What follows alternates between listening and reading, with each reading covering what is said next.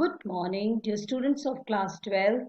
Welcome to the English online learning class. Today we are going to take up part 3 of the lesson, The Last Lesson by Alfonso Daudet.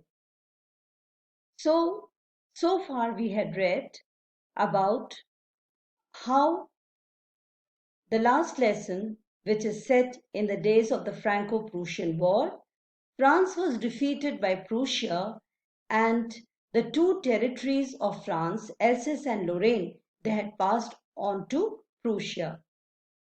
What effect this news had on the life of the school we were reading. Now the lesson begins with Franz, who is the main protagonist of this lesson.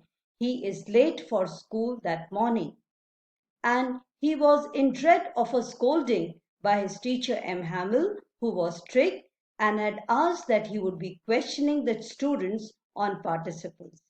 And little Franz was not prepared.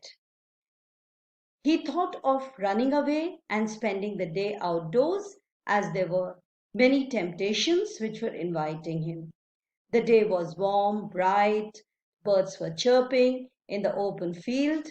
Of the sawmill, Prussian soldiers were drilling. But he tried to overcome these temptations and decided to attend the school instead. That also shows his strength of character and his strong willpower. Now, as he passed through the town hall, there was a crowd in front of the bulletin board. Since last 2 years, all bad news was displayed on the bulletin board. He thought of waiting, but then he proceeded further. He was checked by the blacksmith watcher who was there with his apprentice, and Mr. Watcher, the blacksmith, said to Franz, "Don't go fast, there is plenty of time."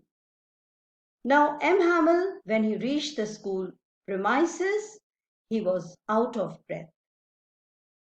Usually when the school began, there was a great hustle and bustle, noise due to opening and closing of desks, lessons being repeated in unison, and the rapping of the teacher's ruler on the table. But that day, there was no such commotion. The school was as quiet as a Sunday morning.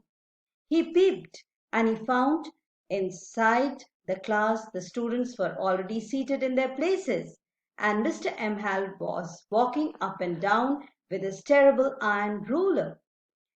Now, Franz was very much frightened, but he had thought that he would be sneaking into the class in the commotion of the noise.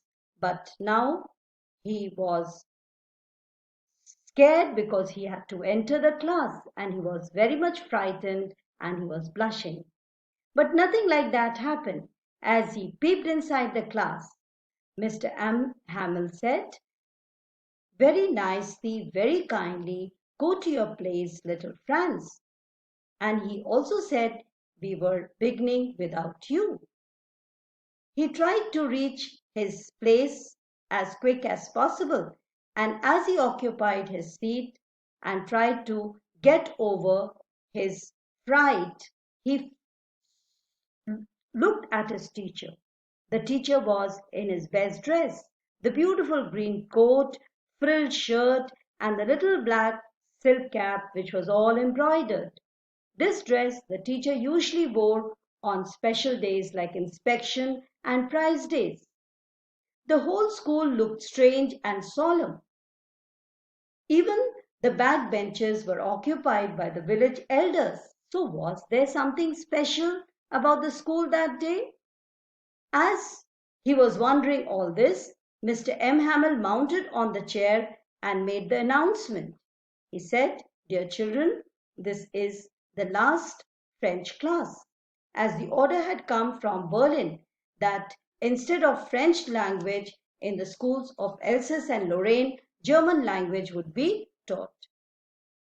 Now, these words fell like thunderclap on little Franz. The realization that he would not be learning his language French anymore, and he had still not mastered it, made him full of regret. He had always thought his books a burden, and even he had very, very poor impression of his teacher. He thought his teacher to be mad, but now he regretted all these thoughts. And now he realized probably the village elders had also come there to pay tributes to the teacher for his 40 years of faithful service. And also the teacher had worn the best clothes to give honor to his last lesson. While he was thinking all this, he heard his name being called. The teacher probably had asked him to speak out a rule of participles, but he was not able to answer. Now, instead of scolding that day, the teacher said, I heard M. Hamel say to you, I won't say to me, I won't scold you. Little Franz, you must feel bad enough. The teacher said, I'm not going to scold you, but you must be feeling very bad today. See how it is. Every day we have said to ourselves, Bah, I have plenty of time. I'll learn it tomorrow. And now you see where you have come. Ah, that is the great trouble with Alsace. She puts off learning tomorrow. Now, those fellows out there, they will have the right to say to you, how is it you pretend to be Frenchmen, and yet you can neither speak nor write your own language? But you are not the worst, poor little Franz. We have all a great deal to reproach ourselves with.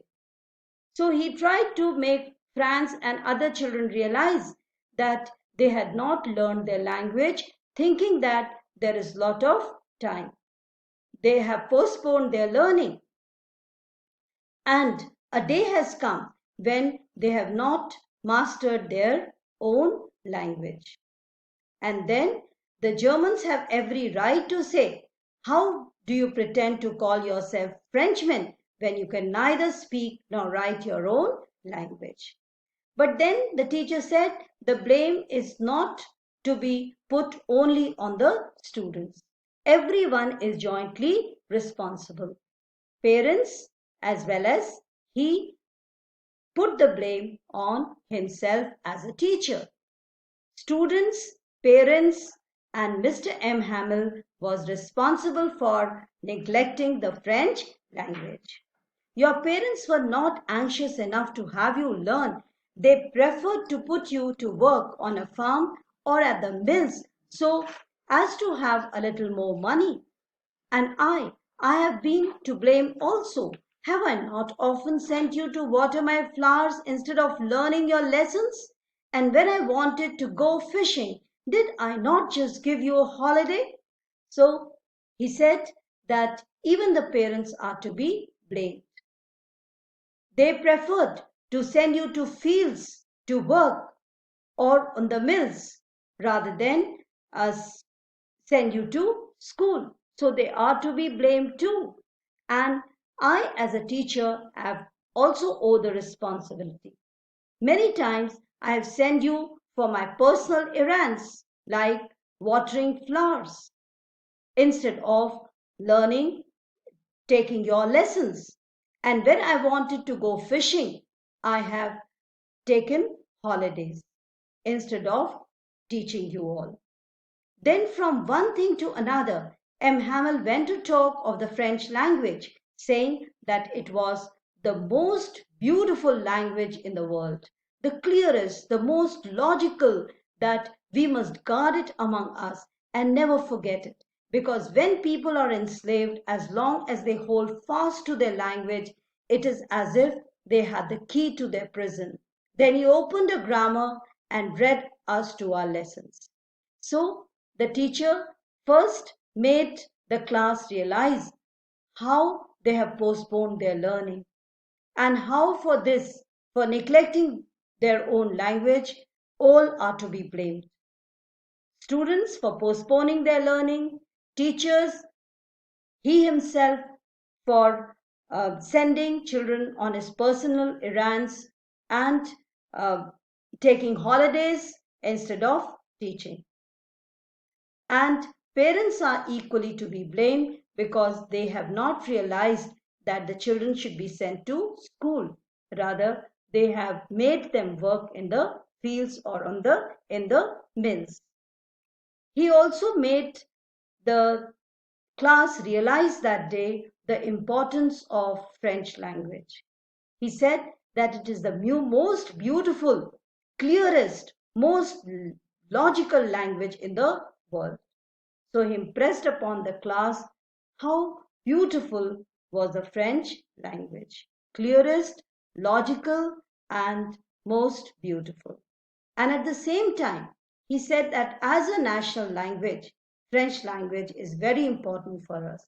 And so we must guard it, we must protect it, and never forget it.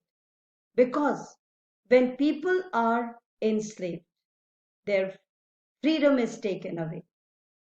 They are under a foreign rule. Then, as long as they hold fast to their language, it is key to their prison. Then he further started arousing interest in the class on all the aspects of language learning. He started from the rules of grammar. I was amazed to see how well I understood it. And little Franz was able to understand the difficult rules of grammar that day in the class. All he said seemed so easy, so easy. I think too that I had never listened so carefully and that he had never explained everything with so much patience. So, not only the teacher was giving his best, but the students also had realized that day the importance of learning and they were very attentive. So the difficult rule of grammar seemed very easy to the students. So everyone was giving their 100%. Mr. M. Hamill in teaching and students, they were very keen to learn.